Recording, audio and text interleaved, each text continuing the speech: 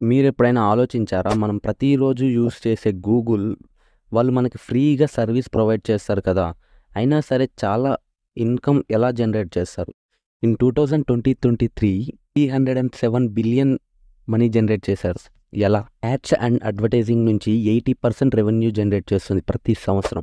Google ads and YouTube ads నుంచి. మనం గూగుల్‌లో ఏమైనా సెర్చ్ చేసినప్పుడు దానికి రిలేటెడ్‌గా వచ్చే ప్రొడక్ట్స్ ఉంటాయి కదా! వాటిని స్పాన్సర్డ్ లింక్స్ అంటారు. మనం చూసే ప్రొడక్ట్స్ ఉంటాయి కదా! ఆ కంపెనీ వాళ్ళు వాళ్ళ ప్రొడక్ట్స్ యూజర్స్‌కి ఫస్ట్ ప్లేస్‌లో కనపడడానికి చాలా మనీ పే చేస్తారు.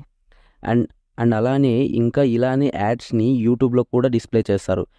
ఇలాగా కంపెనీస్ గూగుల్‌కి చాలా మనీ పే చేస్తారు. ఓవరాల్ ఇంటర్నెట్‌లో మనం చూసే యాడ్స్ అన్నీ గూగుల్ యాడ్స్‌వే. 90% ఆఫ్ యాడ్స్ అన్నీ గూగుల్‌వే. Google cloud. జనరల్‌గా గూగుల్ క్లౌడ్ ప్రతి యూజర్‌కి 15 జీబీ ఫ్రీగా ఇస్తుంది కదా!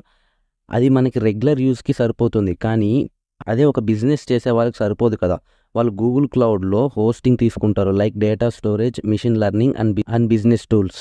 థర్డ్ సెగ్మెంట్ ఆఫ్ ఇన్‌కమ్ వచ్చేసి హార్డ్‌వేర్ అండ్ డివైసెస్.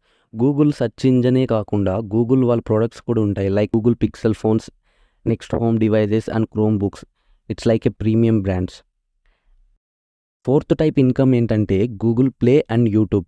ప్లే స్టోర్‌లో ఆల్మోస్ట్ మనం యూజ్ చేసే యాప్స్ అన్నీ ఫ్రీగానే యూజ్ చేస్తాం కదా!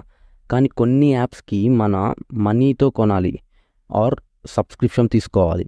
అండ్ ఈ బుక్స్ అండ్ మూవీస్‌ని రెంట్‌కి ఇస్తారు. ఇంకా కొందరు యూట్యూబ్‌లో యాడ్స్ రాకుండా ప్రీమియం సర్వీస్ తీసుకుంటారు. Like YouTube premium and YouTube TV. ఫైనల్‌గా లాస్ట్ టైప్ ఆఫ్ ఇన్‌కమ్ వచ్చేసి గూగుల్‌తో కొన్ని చిన్న చిన్న companies like Waymo, Verily and DeepMind ఇలాంటి చాలా కంపెనీస్‌తో కొలాబరేట్ అయ్యారు. వాళ్ళకి ఇన్వెస్ట్‌మెంట్ ఇచ్చి తర్వాత వచ్చిన ప్రాఫిట్స్‌తో షేర్ తీసుకుంటారు.